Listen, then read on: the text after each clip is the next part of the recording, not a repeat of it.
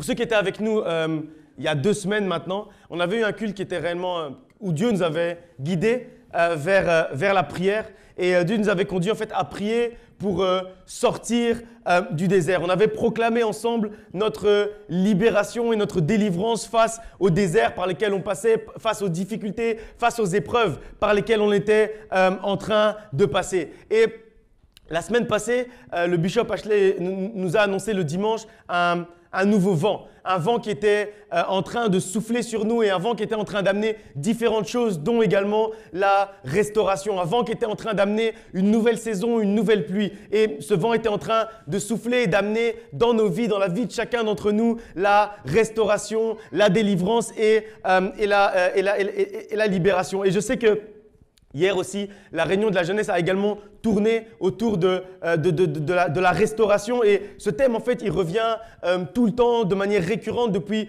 plusieurs semaines. Et moi, je suis réellement convaincu et je crois réellement que Dieu, il crée des opportunités, il crée également des saisons et on doit saisir en fait ce qu'il a prévu de nous donner dans certaines saisons. Il y a des saisons où il a prévu de nous donner la liberté, on doit saisir la liberté. Il y a des saisons où il a prévu de nous donner la restauration et on doit saisir la restauration. Il y a des saisons où il a prévu de nous donner la bénédiction et on doit saisir la bénédiction. Parce que la Bible nous dit de chercher Dieu tant qu'il se trouve. Ça veut dire que lui-même, en fait, il va disposer des moments bien précis, il va disposer des temps bien précis pour qu'on puisse réellement saisir ce qu'il a prévu qu'on puisse saisir. Et quand Dieu répète les mêmes choses de manière récurrente comme ça, je crois qu'il faut continuer. Il faut continuer en fait jusqu'à ce que la pluie de cette saison-là s'arrête. C'est pour ça que la Bible nous parle de la pluie de la saison et la pluie de l'arrière-saison. Ça veut dire qu'en fait, il y a des moments où Dieu est en train de faire pleuvoir sur nous une pluie bien spécifique. Et tant que la pluie ne s'est pas arrêtée, il faut continuer à recueillir cette pluie. Et à un moment donné, la pluie va s'arrêter et une autre pluie va venir prendre le relais et va lancer une nouvelle saison. À un moment donné, un nouveau vent va venir et va lancer un nouveau vent. Mais tant que la pluie ne s'est pas arrêtée, tant que l'eau n'est pas épuisée, il faut continuer à accentuer sur cette voie-là, sur ce chemin-là. Et donc, on va continuer aujourd'hui à parler encore de la restauration. Justement, en fait, cette semaine, je continue à prier sur ça et comme je vous dis, Dieu n'arrêtait pas de me parler tout le temps de la restauration et je priais pour le culte d'aujourd'hui. Et j'avais continuellement à cœur de prier justement pour la restauration de l'Église. Et la restauration, en fait, à plusieurs niveaux, dans plusieurs secteurs de nos vies. Et en priant pour ça, en fait, j'ai relu l'histoire du fils prodigue et je me disais mais quel est le lien entre la restauration et le fils prodigue? Et il y a quelque chose qui m'a frappé spécifiquement, qui m'a interpellé spécifiquement dans l'histoire, dans la parabole du fils prodigue, c'est qu'au moment en fait où il prend conscience que ça ne va pas, quand il est avec les cochons, avec les porcs, là, il prend conscience que non, il doit faire quelque chose parce que ça ne va plus, il faut qu'il retourne vers son père parce que sa situation n'est pas bonne à ce moment-là.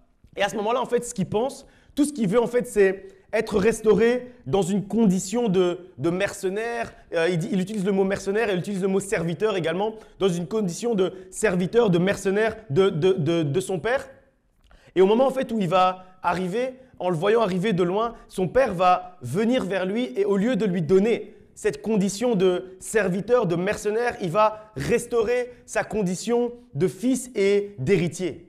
En fait, lui, il s'attendait juste à pouvoir être restauré dans une condition de serviteur et le père qui représente Dieu dans cette parabole du fils prodigue, il va le restaurer dans sa condition d'héritier, de fils. Et ce que nous montre en fait cette partie de la parabole du fils prodigue, c'est que Dieu nous restaure en fait non pas au niveau que nous on demande, non pas au niveau que nous on espère, mais il va en fait au-delà de nos espérances. C'est ce que nous apprend en fait ce passage, c'est que quand nous on est en train de demander une restauration à un certain niveau, Dieu va dépasser ce niveau-là. Il va en fait faire déborder notre coupe. C'est ce que nous dit la parole de Dieu. La parole de Dieu ne nous dit pas que Dieu va remplir la coupe. Il dit qu'il va faire déborder la coupe. Ça veut dire en fait qu'il va au-delà de ce qu'on lui demande. Donc si on lui demande d'être restauré comme le fils prodigue au niveau de serviteur, lui en fait il va nous restaurer au niveau d'héritier. Parce que c'est la manière dont notre Dieu agit. En fait, il agit au-delà de nos espérances. Il nous restaure au-delà de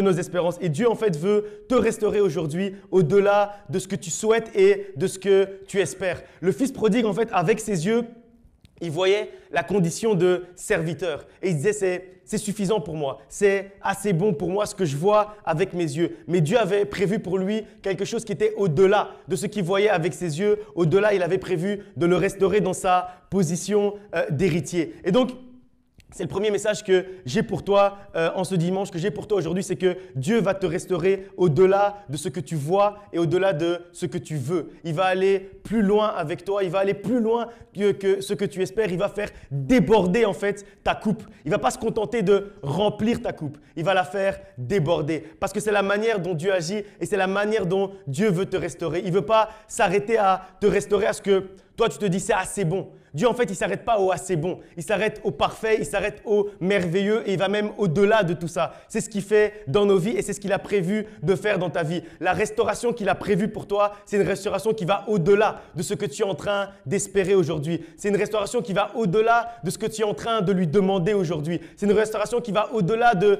toutes les prières que tu es en train de faire aujourd'hui. Il va aller au-delà de la même manière dont il a été au-delà avec le Fils prodigue. Tout comme en fait dans la parabole du Fils prodigue, la restauration nous fait sortir d'une situation difficile et Dieu nous fait aller au-delà même de juste la résolution. Parce que trouver une solution à la situation du Fils prodigue, ça aurait pu juste… Parce que le problème, c'était qu'il ne savait pas manger. Il n'avait rien à manger.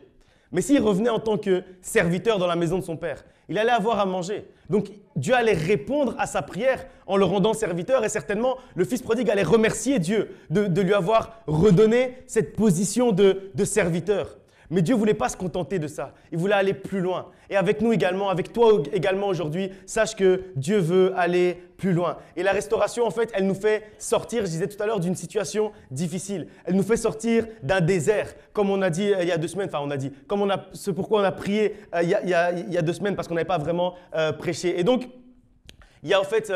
Il n'y a pas de restauration sans d'abord situation difficile. Il n'y a pas de restauration sans d'abord le désert au préalable. Raison pour laquelle il faut comprendre ce qui se passe au cœur du désert. Ce qui se passe dans le désert, il faut qu'on le comprenne pour pouvoir comprendre comment la restauration va arriver après ça. Comment la restauration va arriver après le désert. Comment la restauration va arriver après l'épreuve, après la difficulté. Pour se préparer à une restauration pleine et totale, il faut d'abord comprendre les éléments qui dirigent, les éléments qui sont au cœur du désert et ce que Dieu est capable de faire également au cœur du désert pour nous préparer à la restauration. Il y a énormément d'exemples dans la Bible qui nous montre qu'avant d'entrer dans la restauration, il se passe quelque chose d'abord dans le désert. C'est-à-dire au moment où on est encore dans l'épreuve, on est encore dans le problème, il se passe quelque chose qui va après nous permettre d'entrer dans la restauration, qui va en fait ouvrir la porte vers la restauration, vers la solution. Parce qu'au cœur du désert, Dieu peut nous parler.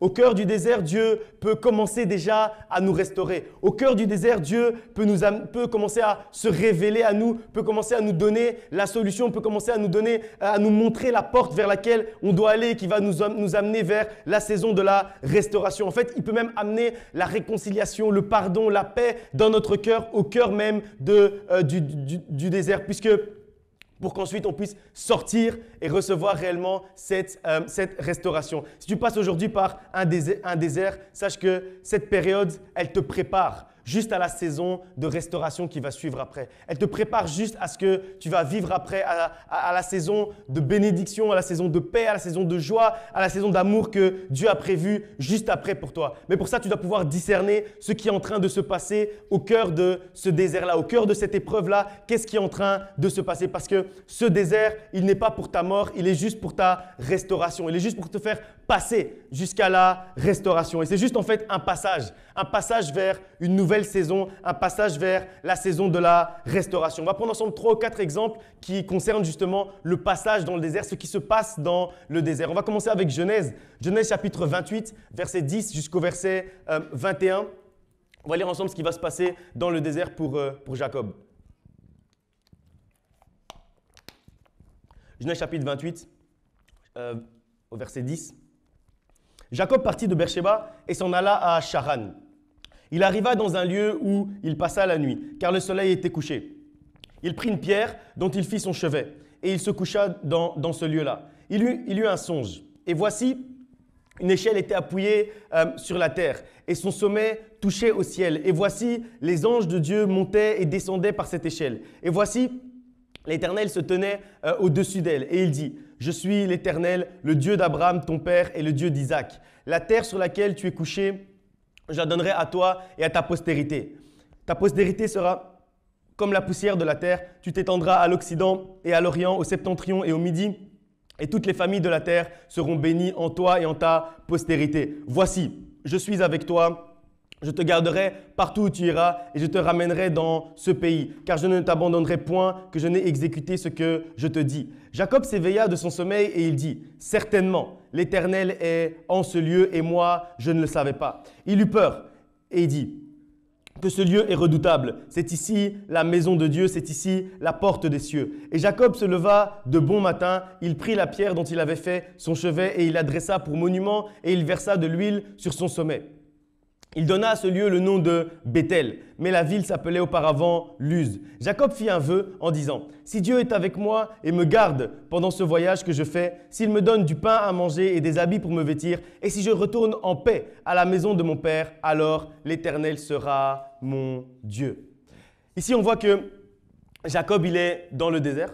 Donc, il est en exil, il est en train de fuir en fait. Et alors qu'il est dans le désert, dans une situation compliquée, dans une situation difficile, puisqu'il est en train de fuir la main de son frère qui veut le tuer, il va lui arriver différentes choses. Il y a différentes choses qui vont se passer. D'abord, il a un songe. Il a un songe, donc Dieu va se révéler à lui au cœur de son désert. Alors qu'il est au désert, alors qu'il est dans une situation qui est compliquée, Dieu va se révéler à lui. Et jusque-là, si on regarde l'histoire de Jacob, Dieu ne s'était jamais révélé à Jacob de cette manière. Il n'avait jamais entendu la voix de Dieu de cette manière. C'est seulement au cœur du désert, c'est seulement au cœur de l'épreuve qu'il a commencé à entendre la voix de Dieu, qu'il a commencé à entendre que Dieu était capable de lui parler. Et Dieu va pas lui envoyer n'importe quel message. Donc la première chose, c'est que Dieu lui a parlé au cœur du désert. La deuxième chose, c'est que Dieu ne va pas lui envoyer n'importe quel message. Il va lui envoyer une promesse de bénédiction, une promesse d'élévation. Ça veut dire qu'au cœur du désert, au cœur du problème, avant même que la saison de restauration arrive, Dieu peut également nous faire des promesses et nous parler sur notre vie future. Et Dieu va le bénir au cœur de son désert. Et il était certainement abattu à cause de la situation qu'il avait eue avec son frère, dans sa famille, etc. Mais Dieu va le bénir dans cette situation qui est compliquée, dans cette situation de désert. Dieu va choisir de, se révéler à lui et deux, de le bénir, de lui faire une promesse pour son futur. Et au verset 16, il va dire quelque chose de très fort. Jacob, il va dire « Certainement, l'Éternel est en ce lieu et moi, je ne le savais pas. » Ça veut dire que jusqu'au moment où il était au cœur du désert, au cœur du problème, Dieu était déjà avec lui. Dieu était déjà avec lui, mais il ne s'en rendait pas compte parce que ses yeux n'étaient pas ouverts. Parfois, le désert nous permet également d'ouvrir nos yeux spirituels pour voir où est Dieu, et également d'ouvrir nos oreilles spirituelles pour entendre la voix de Dieu. Parfois, le désert sert également à ça. Le désert sert à nous apprendre comment Dieu parle. Comment Dieu nous envoie des clins d'œil, comment Dieu se révèle à nous. Le désert peut également servir à ça parce qu'après quand la restauration va venir, il va falloir qu'on puisse avoir cette capacité d'entendre la voix de Dieu et de voir les signes qu'il nous envoie. Raison pour laquelle ici on voit que Jacob va dire certainement l'Éternel est en ce lieu et moi je ne le savais pas. Parce que jusqu'au moment où il soit réellement au cœur de ce désert, il n'avait pas pu comprendre, il n'avait pas pu assimiler le fait que Dieu était avec lui et marchait avec lui. Et le certainement, il est aussi très important. Ça veut dire qu'au cœur du désert, Dieu lui a également donné une plus grande dose de foi. Dieu a renforcé sa foi jusqu'à ce qu'il puisse dire certainement, sans aucun doute, sans que je puisse douter de ça, Dieu est avec moi aujourd'hui. Parfois, Dieu nous fait passer par un désert où on passe tout simplement par un désert à cause d'une erreur, à cause de plein de choses. On peut passer par un désert à cause de différentes raisons, mais on passe parfois par ce désert pour que Dieu puisse rétablir une certaine communication avec lui et qu'on soit certain et qu'on ait une foi plus grande parce qu'il nous aura sortis de ce désert, alors on aura la foi qu'il est capable de nous sortir du désert. Parce qu'il aura tendu sa main, alors on aura la foi que cette main existe et qu'elle peut nous faire triompher et qu'elle peut nous faire sortir de toutes les situations compliquées qui vont arriver après. C'est au cœur du désert que Dieu a montré son Béthel à Jacob. C'est au cœur du désert que Dieu lui a montré également la manière dont il voulait lui parler, où est-ce qu'il voulait lui parler, comment est-ce qu'il voulait lui parler. Cette communication, cette communion avec Dieu, c'est au cœur du désert qu'elle a été également établie. Et c'est souvent comme ça que ça se passe pour nous aussi. C'est quand on passe par des moments difficiles qu'on cherche le plus Dieu.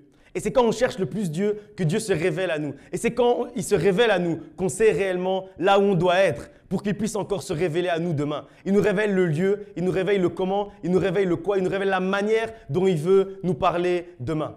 Au verset 21, on voit que Jacob a également retrouvé la paix au cœur du désert. Alors qu'il était dans le désert, il dit qu'il est en paix après que Dieu lui ait parlé. Et plus tard, il va même se réconcilier après avec son frère Ésaü, etc. Et à la suite de ce passage dans le désert. Ce qui veut dire que même la réconciliation, même le pardon, Dieu l'a débloqué au cœur du désert de Jacob. Dieu lui a redonné la paix, la réconciliation et même l'unité avec sa famille, avec son frère au cœur du désert. C'est tout ça qui a été débloqué. Et la manière dont le verset 21 finit, c'est aussi très interpellant.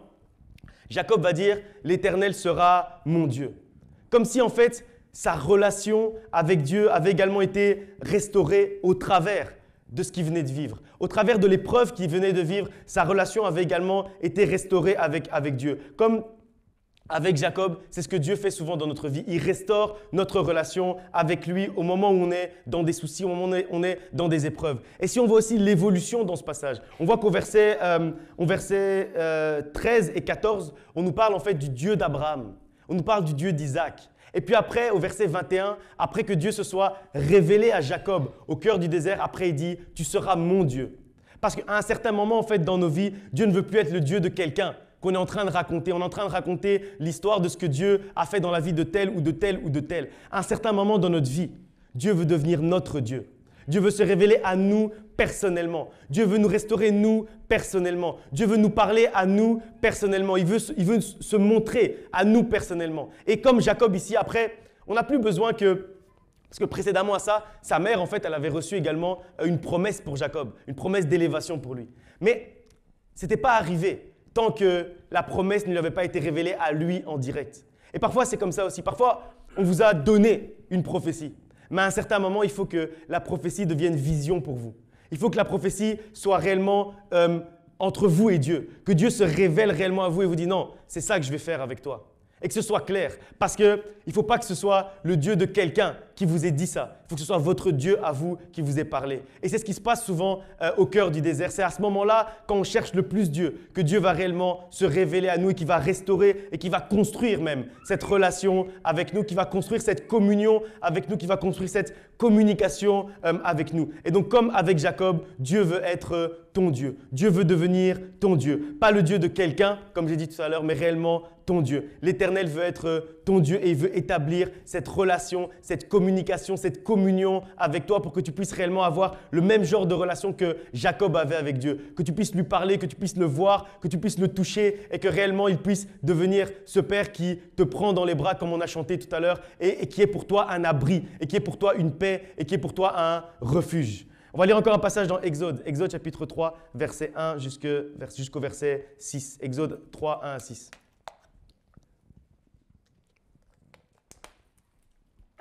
Moïse faisait paître le troupeau de Jéthro, son beau-père, sacrificateur de Madian. Et il mena le troupeau derrière le désert et vint à la montagne de Dieu à Horeb. L'ange de l'Éternel lui apparut dans une flamme de feu au milieu du buisson.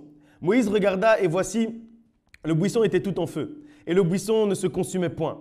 Moïse lui dit, je veux me détourner pour voir quelle est la grande vision et pourquoi le buisson ne se consume point. L'Éternel vit qu'il se détournait pour voir. Et Dieu l'appela du milieu du buisson et dit, « Moïse, Moïse !» Et il répondit, « Me voici. » Dieu dit, « N'approche pas d'ici, ôte tes souliers de tes pieds, car le lieu sur lequel tu te tiens est une terre sainte. » Et il ajouta, « Je suis le Dieu de ton père, le Dieu d'Abraham, le Dieu d'Isaac et le Dieu de Jacob. » Moïse se cacha le visage car il craignait de regarder Dieu. Ici, on voit encore en fait le même canevas. Moïse, il est au cœur du désert, encore une fois. Il est au désert et c'est au cœur du désert que Dieu va se révéler à lui. C'est au cœur du désert que Dieu va lui parler. Après, vous connaissez la suite, Dieu va lui révéler la manière dont il doit faire sortir le peuple d'Égypte. Il va lui révéler comment, les stratégies, les tactiques, ce qu'il doit faire, quelle destinée il a prévu pour lui, quelle mission il a prévu pour lui. Et ça s'est passé encore une fois au cœur du désert. Au cœur du désert, Dieu peut nous parler et nous révéler la mission et le plan qu'il a pour notre vie, la destinée qu'il a pour notre vie. C'est ce qu'on voit encore dans ce passage ici. Et on met l'accent réellement sur le fait qu'il y a encore une fois une communication qui s'établit entre Dieu et Moïse. Et après cette communication, elle va perdurer tout au long de la vie de Moïse. Ça veut dire que c'est quelque chose qui est initié à ce moment-là, mais ce n'est pas quelque chose après qui va s'éteindre. Comme le buisson ardent justement qui ne s'éteint pas. De la même manière, le feu de Dieu arrive souvent au cœur du désert. On est souvent rempli d'un feu, d'un zèle nouveau quand on est au bout du désert. Quand on est en train de sortir du désert, un zèle nouveau est en train de venir dans notre vie. Dieu restaure notre zèle. Dieu restaure notre zèle pour qu'on puisse entrer dans notre destinée, pour qu'on puisse accomplir la mission pour laquelle il nous a placés sur la terre. Et c'est au cœur du désert, encore une fois, que cette chose arrive. Dieu se montre à Moïse pour la toute première fois, en fait, à ce moment-là. À ce moment-là, il se montre à lui pour la toute première fois alors qu'il est dans le désert. Au cœur du désert, Dieu peut et veut se révéler à toi. Même si tu passes par des moments compliqués, sache que c'est dans ces moments-ci que Dieu est en train de vouloir toquer à la porte et se révéler à toi d'une manière particulière. Alors, garde les yeux fixés, non pas sur le désert, mais sur Dieu lui-même. Fixe tes yeux sur Dieu, fixe tes yeux comme dans ce passage sur le buisson ardent. Là où Moïse voulait détourner les yeux, l'Éternel lui a dit non, regarde au cœur. Regarde au cœur du buisson et tu vas voir que je vais me révéler à toi. Et souvent, en fait, on a la même réaction que Moïse. Ça veut dire on est dans le désert et ce qu'on veut regarder, c'est le sable. Ce qu'on veut regarder, c'est le désert. Alors que Dieu nous appelle à regarder au cœur du feu. Dieu nous appelle à regarder au cœur du buisson parce que c'est au cœur du buisson qu'il est en train de se révéler à nous. Et si on garde les yeux fixés sur lui, alors il va réellement se révéler et nous montrer ce qu'on doit faire demain, après-demain, la destinée qu'il a prévue pour nous. Si tu doutes encore de ce que tu dois faire, si tu doutes encore de la mission pour laquelle Dieu t'a placé sur la terre, fixe tes yeux sur lui et tu vas voir qu'il va se révéler à toi comme il s'est révélé à Moïse au travers de ce buisson. Fixe les yeux sur le buisson et non pas sur le désert qui t'entoure, non pas donc sur les problèmes qui t'entourent, sur les épreuves qui t'entourent, mais uniquement sur le buisson parce qu'au cœur du désert, si tu es attentif à la voix de Dieu, Dieu va te parler. Et le piège, justement, il est là. Trop souvent, on se concentre sur le désert ou comment sortir du désert, alors qu'au cœur du désert, Dieu peut déjà commencer à se révéler à nous. Et au travers de son passage dans le désert, Dieu a restauré, il a établi une communion, encore une fois, une communication avec Moïse. Peut-être que avant, tu avais l'habitude justement d'entendre souvent la voix de Dieu, mais que ces derniers temps, avec les épreuves par lesquelles tu passes, les problèmes par lesquels tu passes, en fait, le désert par lequel tu passes, la parole de Dieu dans tes oreilles s'est fait rare. Sache que c'est maintenant que tu peux restaurer cette communion et cette communication avec Dieu. Sache qu'aujourd'hui, Dieu veut restaurer cette communication que tu avais avec lui avant. Il veut restaurer cette communion que tu avais avec lui avant. C'est aujourd'hui que Dieu veut faire ça. Il ne veut pas attendre spécialement que tu sortes du désert. Maintenant, au cœur de ton désert, au cœur de tes problèmes, il peut restaurer cette communication. Donc, ne laisse pas cette communion, cette communication entre toi et Dieu rester comme ça brisée. Rester comme ça comme s'il y avait un plafond entre vous. Rétablis ça aujourd'hui parce que c'est ce que Dieu veut faire dans ta vie. Dieu veut rétablir cette communion et cette communication que tu avais précédemment ou peut-être que tu n'as jamais eu comme Moïse, que tu n'as jamais eu. Dieu veut la rétablir, il veut la restaurer aujourd'hui. On va lire encore un passage dans Ésaïe chapitre 43, versets 18 à 19. Ésaïe 43, verset 18.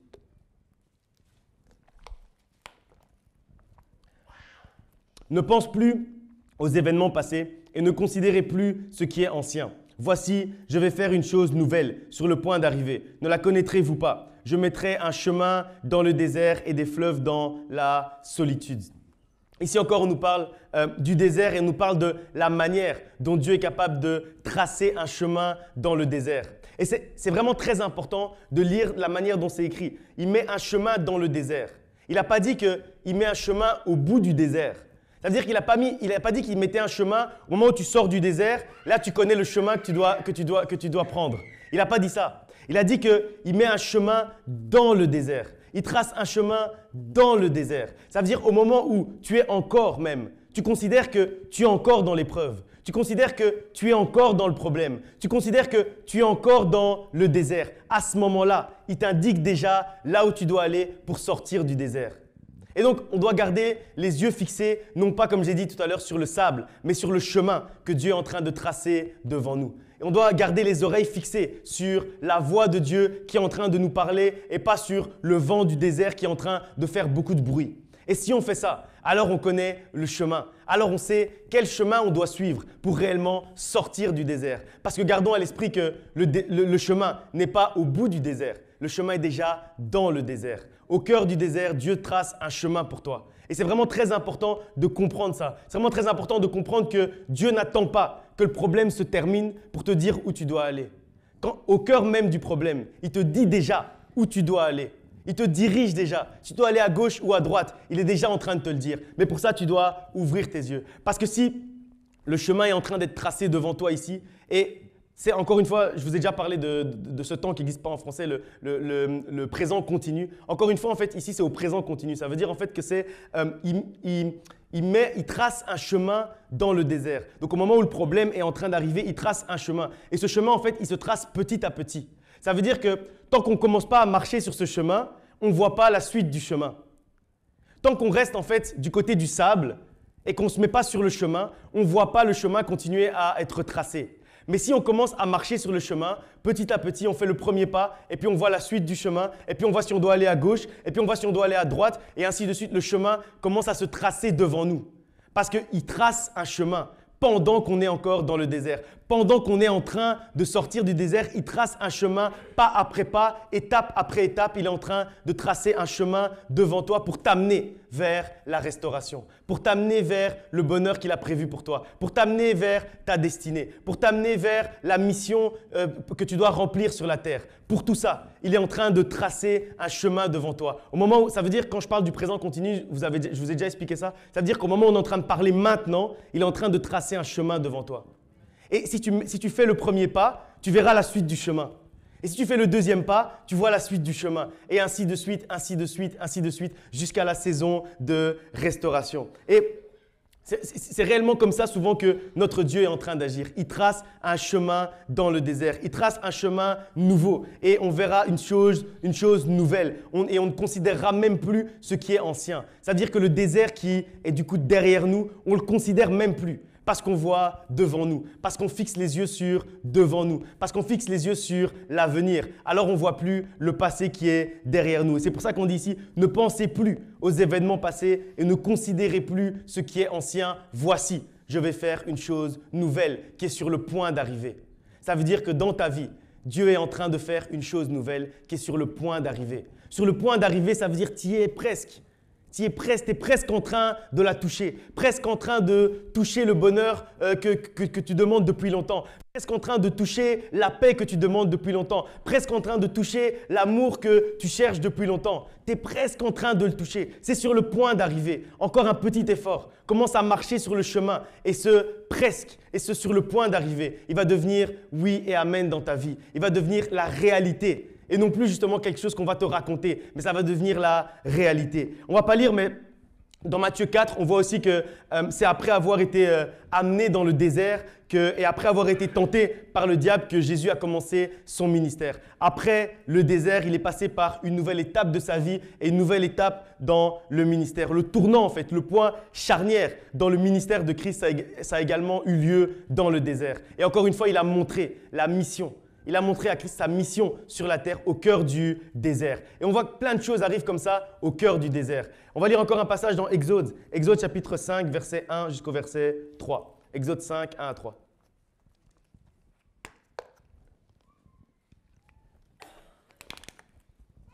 Moïse et Aaron se rendirent ensuite auprès de Pharaon et lui dirent « Ainsi parle l'Éternel, le Dieu d'Israël. Laisse aller mon peuple pour qu'il célèbre au désert une fête en mon honneur. » Pharaon répondit, « Qui est l'Éternel pour que j'obéisse à sa voix en laissant aller Israël? Je ne connais point l'Éternel et je ne laisserai point aller Israël. » Ils dirent, « Le Dieu des Hébreux nous est apparu. Permets-nous de faire 3 journées de marche dans le désert pour offrir des sacrifices à l'Éternel afin qu'il ne nous frappe pas de la peste ou de l'épée. » Il y a quelque chose de frappant dans ce passage et il y a quelques temps, je me suis rendu compte de ça il y a quelques années. J'avais prêché sur ça il y a très longtemps, mais vraiment spécifiquement sur ça.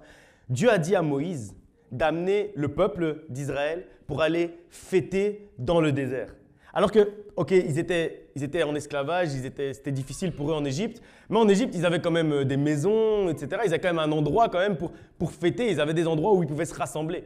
Mais Dieu va dire à Moïse d'amener le peuple d'Israël pour aller fêter au désert. Là où ils allaient avoir quoi, peut-être juste des tentes, ou c'était une fête qui s'appelait la fête des tentes d'ailleurs, je pense, qui voulaient fêter. Et parfois, en fait, on remarque qu'on est dans certains endroits. Dieu nous amène parfois même, parce qu'ici c'est Dieu qui les amène, Dieu nous amène dans certains endroits, dans certaines situations qui peuvent sembler difficiles à première vue, mais si on fait confiance à Dieu, si on ne doute pas de Dieu, même si on est au cœur du désert, même si on est au cœur du problème, alors même au cœur du désert, il peut faire qu'on se réjouisse.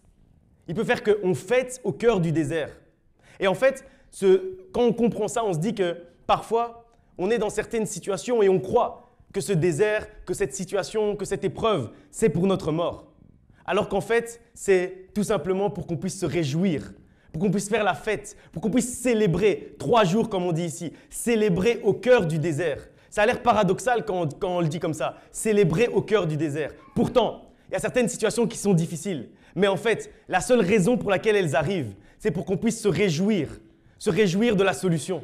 Se réjouir du bonheur qui suit, se réjouir de la saison qui suit, se réjouir de la restauration. Parce qu'au final, si on ne passe pas par le désert, on n'aura aucune raison de se réjouir de la restauration.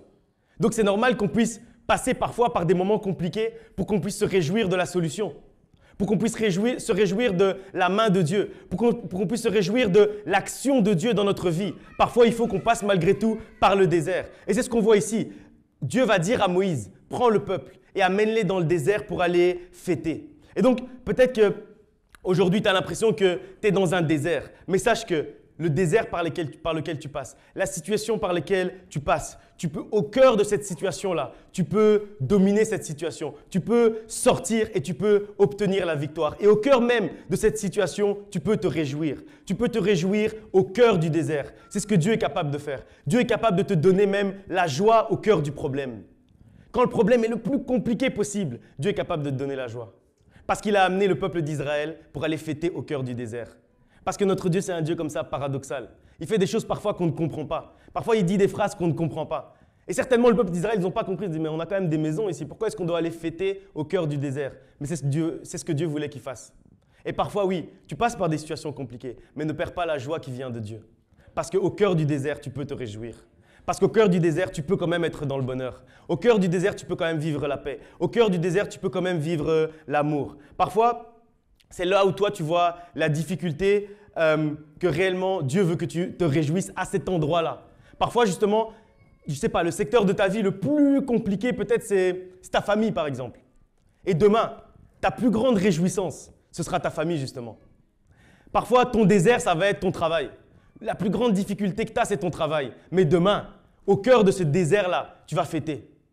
Tu vas fêter pendant 3 jours et tu vas te réjouir. Là où tu vois le désert aujourd'hui, demain, Dieu va transformer ce désert en lieu de fête. Dieu va transformer ce désert en lieu de réjouissance. Où tu vas te réjouir même pas rapidement 1 ou 2 heures. Tu vas te réjouir pendant 3 jours. Ça veut dire qu'ils ont fait un séminaire de fête, un séminaire de célébration. Ils ont seulement célébré au cœur du désert. C'est ce que Dieu est capable de faire au cœur du désert. Il est capable de changer ton désert en lieu de réjouissance. Dieu veut restaurer ta joie. De cette manière, en fait, en nous faisant comprendre ça, ce qu'il veut faire, c'est restaurer notre joie. Peut-être qu'avant, tu étais quelqu'un de toujours souriant, quelqu'un de toujours joyeux, quelqu'un de toujours heureux. Et les situations de ta vie, les situations par lesquelles tu es passé, ton désert, tes épreuves, etc., ont fait que ta joie est un petit peu partie, qu'elle s'est un peu affaiblie, qu'elle s'est un peu amenuie. Et aujourd'hui, Dieu veut réellement que tu puisses fêter au cœur du désert. Dieu veut restaurer ta joie. Dieu veut restaurer le sourire que tu avais l'habitude d'avoir. Dieu veut restaurer le rire que tu avais l'habitude d'avoir. Il veut que tu te réjouisses, pas comme tu te réjouissais avant, mais au-delà, comme on a dit tout à l'heure en introduction, au-delà de ce que tu faisais avant, au-delà des sourires que tu avais, il veut que tu écartes même encore plus, que tes joues deviennent même encore plus grandes, pour que tu puisses sourire au-delà, que tu puisses rire au-delà, que tu puisses avoir la joie au-delà de ce que tu avais avant. Parce que Dieu ne veut pas que ta coupe soit remplie de joie, il veut qu'elle déborde de joie. C'est ce que Dieu veut faire dans ta vie aujourd'hui. Il veut restaurer ta joie. Et même si tu es au cœur du désert, n'attends pas, ne dis pas « ouais, mais il faut d'abord la solution à ce problème avant que je puisse me réjouir ». Non. Au cœur du désert, il veut que tu célèbres. au cœur du désert. Il veut que ta joie puisse être restaurée. Alors n'attends pas la solution pour commencer à te réjouir. Réjouis-toi déjà maintenant. Commence déjà à te réjouir parce que c'est en commençant à te réjouir justement que tu vas voir la libération, que tu vas voir la délivrance. C'est en commençant directement à te réjouir. Parce que vous connaissez la suite de l'histoire de Moïse et du peuple d'Israël. Vous connaissez la suite. Ils voulaient aller se réjouir dans le désert. Et après, qu'est-ce qui s'est passé? Après, ils ont réellement été dans le désert. Après, ils ont réellement eu la délivrance. Après, la mer s'est ouverte devant eux. Après ça, ils sont passés de l'autre côté de la mer. Après ça, ils sont entrés en terre promise. Mais avant ça, ils ont d'abord accepté d'aller dans le désert pour se réjouir. Si tu es capable de te réjouir au cœur du désert, alors la mer va s'ouvrir devant toi. Si tu es capable de te réjouir au cœur du désert, alors tu vas entrer en terre promise. Mais avant d'entrer en terre promise, d'abord on se réjouit dans le désert. D'abord on se réjouit encore au cœur de l'épreuve.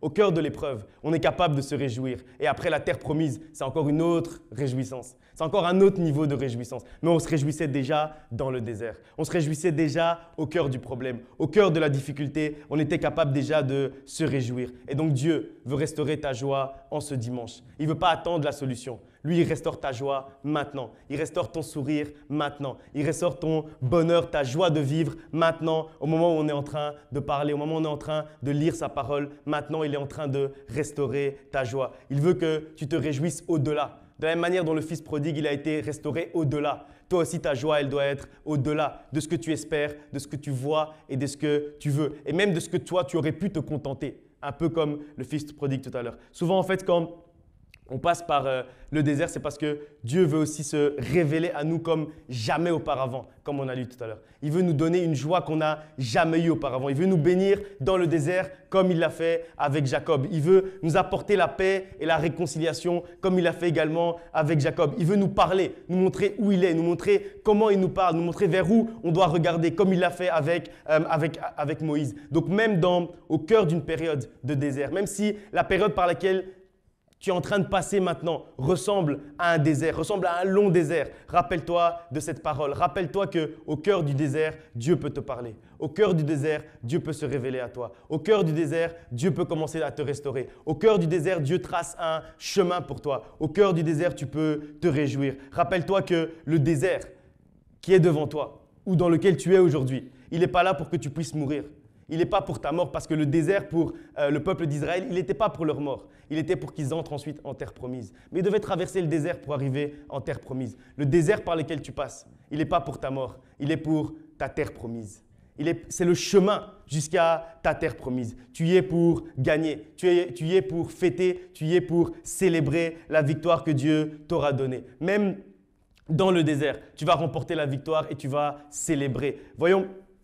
On doit voir en fait les moments difficiles comme un futur témoignage, comme une future raison de se réjouir encore plus. Et donc raison pour laquelle on se réjouit déjà maintenant parce qu'on se dit « Ah, ça c'est une belle opportunité pour que demain je puisse me réjouir encore plus ». On doit voir le désert comme une transition.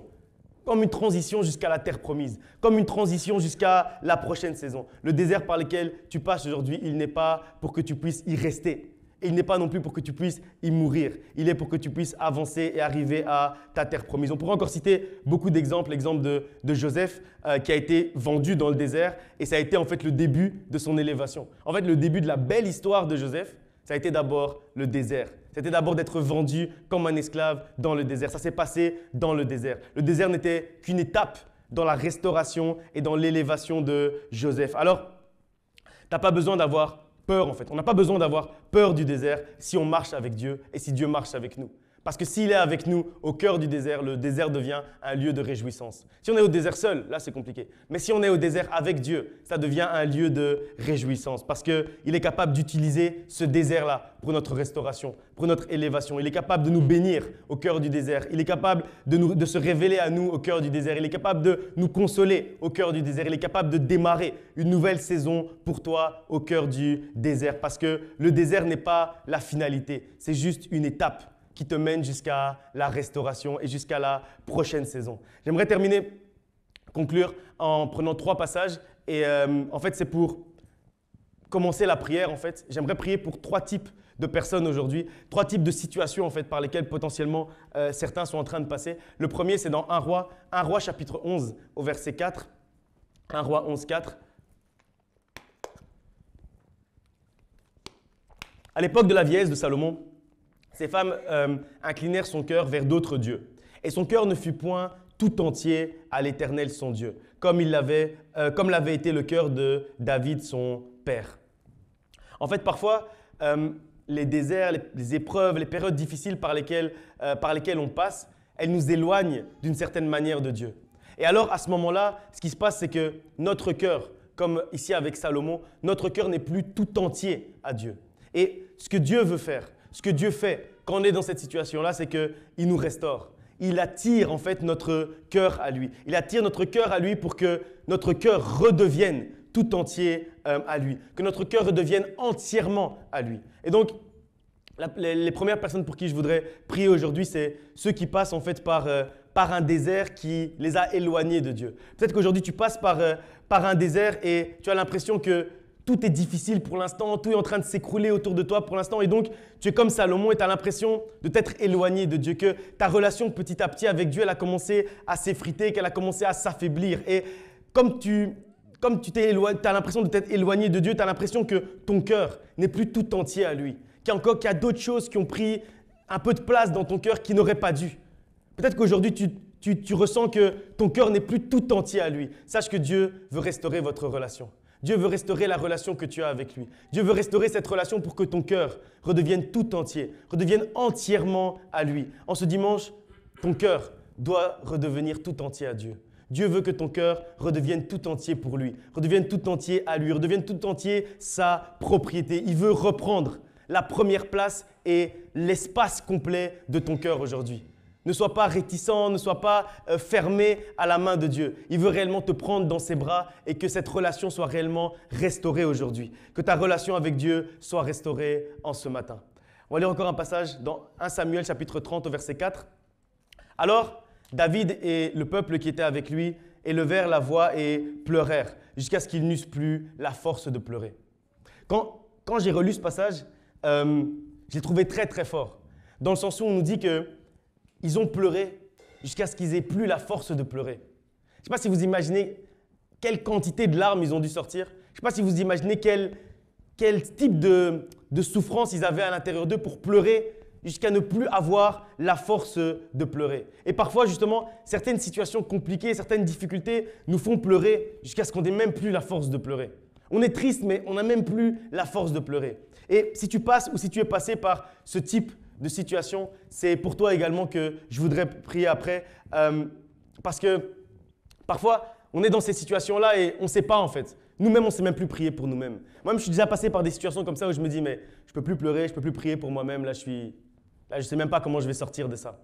Et parfois, c'est comme ça. Parfois, on passe par ce genre de situation. Et donc, on a besoin de la communion fraternelle. C'est à ce moment-là qu'on a besoin de la communion fraternelle, que nos frères et sœurs prient pour nous, quand nous, on n'a plus la force de prier. Quand nous, on n'a plus la force de pleurer, il faut être capable de se reposer sur les autres. Raison pour laquelle j'aimerais prier pour toi si tu es passé ou si tu passes par ce genre de situation, ce genre de difficulté, ce genre de souffrance qui te fait tellement pleurer que tu as l'impression de ne même plus avoir la force pour pleurer ou pour prier. Que ton cœur soit restauré en ce dimanche si tu passes par ce genre de moment. On va lire encore un dernier passage dans Ézéchiel, chapitre 37, versets 3 à 6.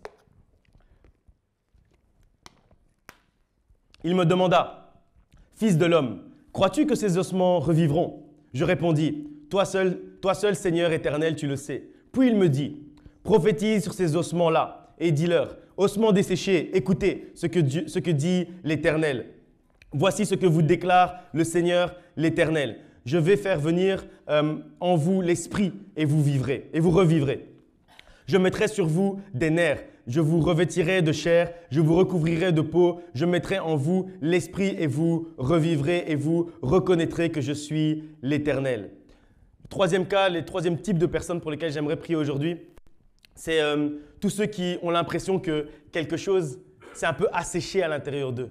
Quelque chose est un peu mort à l'intérieur d'eux. Et peut-être que avant, comme je disais tout à l'heure, tu étais très joyeux, mais tu as l'impression que cette joie, elle s'est un peu asséchée. Que tu as l'impression que cette joie, elle est un peu morte. Peut-être qu'avant, tu étais toujours quelqu'un qui était en paix, mais que tu as l'impression d'avoir perdu cette paix. Tu as l'impression que cette paix s'est un peu asséchée à l'intérieur de toi aujourd'hui. Et la foi que les ossements desséchés peuvent reprendre vie. Parce que dans ce passage, on voit que on pose une question. Et en fait, c'est quand on pose la question à Ézéchiel, Ézéchiel va répondre « Mais il n'y a que toi qui sais ça, Seigneur. » Et Dieu va lui répondre « Non, c'est toi qui dois parler sur les ossements desséchés. » Ça veut dire, c'est toi qui dois avoir la foi que la vie peut revenir. C'est toi qui dois avoir la foi que la paix que tu as perdue peut revenir. C'est toi qui dois avoir la foi que la joie que tu as perdue peut revenir. C'est toi qui dois avoir la foi que les ossements, tout ce que tu sens à l'intérieur de toi comme mort, comme desséché, peut revenir à la vie. Que Dieu peut remettre de la vie à l'intérieur de tout ça parce que le vent de la restauration, il est en train de souffler réellement. On est réellement dans une période, dans une saison où ce vent est en train de souffler. Ce n'est pas juste moi qui l'ai dit, on ne s'était pas concerté, on a eu ce message plusieurs fois durant ces dernières semaines. Le vent de la restauration est en train de souffler, un nouveau vent de restauration est en train de souffler. Et je crois réellement que quand ce vent est en train de souffler, il faut saisir. Il faut saisir la résurrection des ossements desséchés dans notre cœur. Il faut saisir les larmes qui sont séchées et le sourire qui revient. Il faut saisir la joie qui revient parce que le vent est en train de souffler. Et il ne faut pas rater les opportunités que Dieu nous donne, les opportunités d'être restaurés, les opportunités de rentrer dans cette saison de restauration. Et donc, on va se lever ensemble et on va prier tous ensemble. Et ceux qui se sont reconnus dans ces trois types de personnes, juste mettez votre main sur votre cœur et on va prier ensemble. Personne ne va vous regarder. De toute façon, on ne sait même pas c'est quel type, si c'est lequel des trois. On est juste, ne regardez pas ceux qui sont autour de vous. C'est entre vous et Dieu. C'est entre vous et Dieu de toute façon. Il ne faut pas regarder ceux qui sont à gauche, ceux qui sont à droite. Ah, il a mis la main, il n'a pas mis la main. Ne commencez pas à regarder comme ça. Concentrez-vous juste entre vous et Dieu. Parce que Dieu restaure d'abord la communion avec votre Dieu. Dieu restaure d'abord la communication avec lui. Il restaure en fait votre relation. C'est la première chose qu'il veut faire. Restaurer la relation avec Dieu. Restaurer la relation avec vous. C'est ce qu'il est en train de faire maintenant. Et vous savez, la relation avec Dieu, ce n'est pas une histoire qu'on montre aux gens. Ce n'est pas une histoire de… Vous savez, parfois… Il y a des gens qui peuvent être en train d'apporter comme s'ils apportaient la parole de Dieu. Ils n'apportent pas vraiment, mais comme s'ils apportaient la parole de Dieu. Mais en fait, il n'y a même pas de relation avec Dieu. Et c'est ça le plus important. Le plus important, ce n'est pas de crier fort. Le plus important, c'est d'avoir une relation avec Dieu. Le plus important, c'est de créer ce lien avec Dieu. Ce n'est pas celui qui crie le plus fort, qui est le plus proche de Dieu. C'est celui qui a son cœur qui est dirigé vers Dieu. Alors prends juste le temps maintenant de parler à ton Dieu. Prends juste le temps maintenant d'être restauré. Prends le temps maintenant de retrouver cette paix. Prends le temps maintenant de retrouver cette joie. Prends le temps maintenant de retrouver le bonheur que Dieu a prévu pour toi. Prions ensemble. Père éternel, Dieu de gloire, je m'approche devant ton trône aujourd'hui pour te présenter, Seigneur, tes enfants. Tes enfants aujourd'hui, Seigneur, qui ont choisi de tourner, Seigneur, leur cœur vers toi. De tourner, Seigneur, leur cœur vers toi, Seigneur, afin, Seigneur, que tu puisses te reconnecter à eux. Afin, Seigneur, de restaurer cette relation, Seigneur, avec toi. Afin, Seigneur, de restaurer, Seigneur, cette relation, Seigneur, qui s'est effritée. Cette communion, Seigneur, qui s'est effritée. Cette communication avec toi, Seigneur, qui s'est effritée. Aujourd'hui, tes enfants, Seigneur, veulent être restaurés. Aujourd'hui, Seigneur, nous voulons réellement être restaurés. Aujourd'hui, Seigneur, nous approchons de toi pour te parler à toi, Seigneur. Aujourd'hui, Seigneur, nous ne voyons pas ceux qui sont à notre gauche, ceux qui sont à notre droite. Aujourd'hui, c'est entre toi et nous. Aujourd'hui, Seigneur, c'est entre toi et moi. Aujourd'hui, Seigneur, je veux réellement me reconnecter à toi. Aujourd'hui, Seigneur, je veux réellement reconstruire, rebâtir, Seigneur, cette relation avec toi. Aujourd'hui, Seigneur, réellement, je veux rebâtir, Seigneur, cette relation que j'avais hier avec toi. Aujourd'hui, Seigneur, je veux revivre cette paix, Seigneur, que tu as mis en moi. Aujourd'hui, Seigneur, je veux revivre cette joie, Seigneur, que j'avais auparavant. Aujourd'hui, Seigneur, je veux, Seigneur, ressourire comme je souriais hier.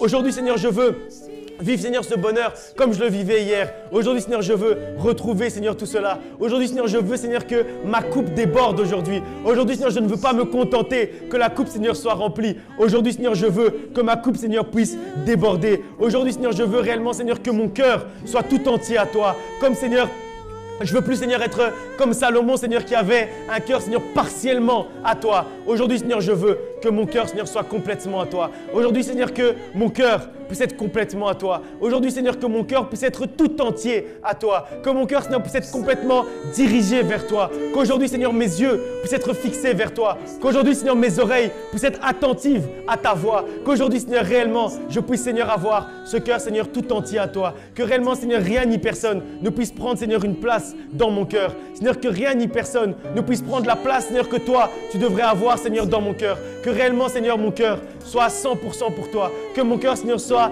complètement pour toi. Que mon cœur, Seigneur, soit pleinement, Seigneur, à toi. Attire, Seigneur, mon cœur à toi. Attire mon cœur à toi, Seigneur, et qu'il puisse s'approcher, Seigneur, de toi. Que réellement, Seigneur, mon cœur ne puisse plus, Seigneur, être éloigné de toi. Que, Seigneur, les autres dieux, Seigneur, les autres choses, Seigneur, qui essaient, Seigneur, de m'éloigner de toi, Seigneur, puisse réellement, Seigneur, être Seigneur, chassé, Seigneur, de ma vie, Seigneur, maintenant. Que réellement, Seigneur, maintenant, il n'y ait plus aucun obstacle entre toi et moi. Qu'il n'y ait plus aucun obstacle entre moi, Seigneur, et toi, Seigneur. Fais que notre relation ne puisse plus, Seigneur, avoir aucun obstacle, Seigneur. Maintenant, Seigneur, au nom de Jésus-Christ, je proclame, Seigneur, maintenant, que la relation, Seigneur, est restaurée, Seigneur, maintenant. Je proclame, Seigneur, que notre communication est restaurée maintenant. Je proclame, Seigneur, que notre communion est restaurée maintenant. Maintenant, Seigneur, restaure, Seigneur, ta relation avec quelqu'un. Restaure, Seigneur, ta relation avec tes enfants qui ont choisi aujourd'hui de s'approcher de toi.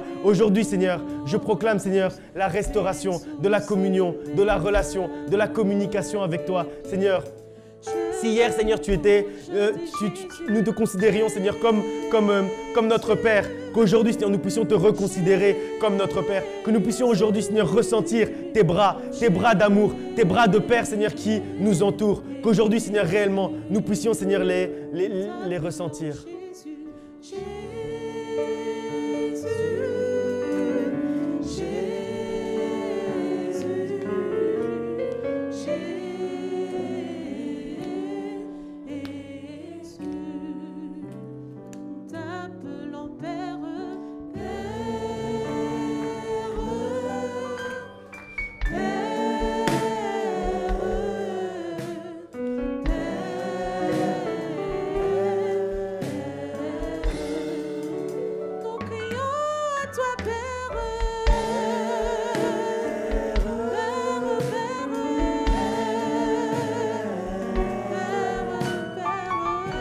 Merci pour le vent de la restauration qui est en train de souffler.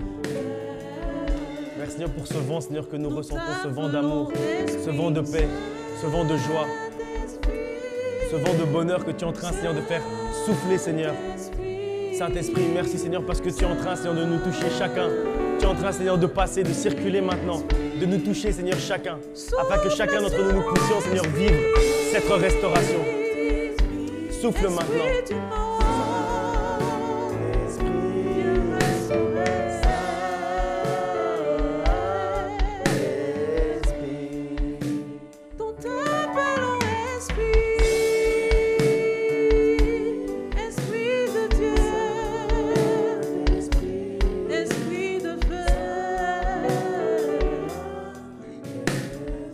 Seigneur, je m'approche devant ton trône maintenant et je te prie, Seigneur, de voir, Seigneur, les larmes de tes enfants.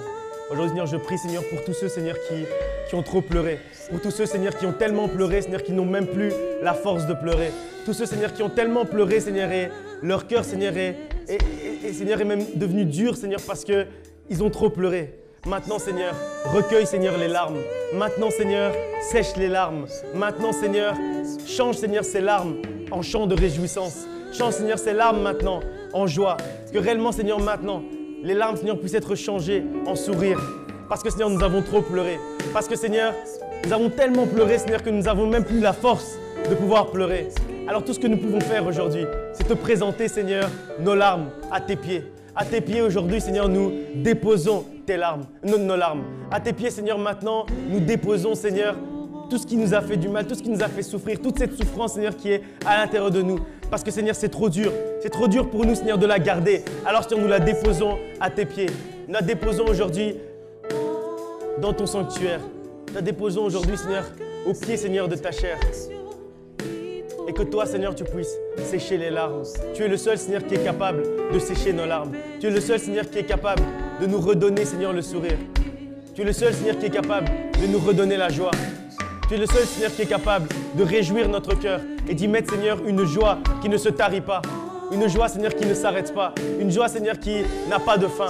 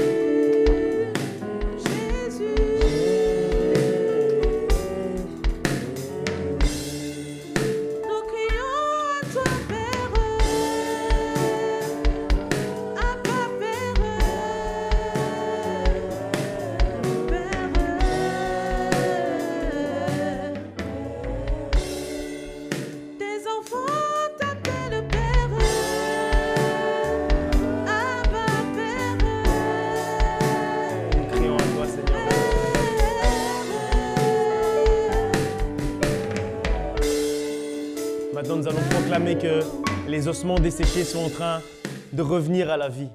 Maintenant, nous proclamons que tous les secteurs de notre vie qui étaient morts, tous les secteurs de notre vie qui étaient asséchés, maintenant, Dieu est en train de les mouiller. Dieu est en train de leur rendre vie. Dieu est en train de remettre la chair sur les ossements desséchés. Dieu est en train de remettre la peau sur les ossements desséchés. Parle maintenant à tous ces secteurs de ta vie qui ont été desséchés et proclame comme l'Éternel nous a demandé de proclamer. Proclame ossements desséchés, revenez à la vie maintenant. Ossements desséchés, soyez maintenant de retour à la vie. Ressuscitez maintenant. Que tous les secteurs de ta vie puissent maintenant ressusciter. Que Dieu puisse passer maintenant dans ta vie et redonner la vie.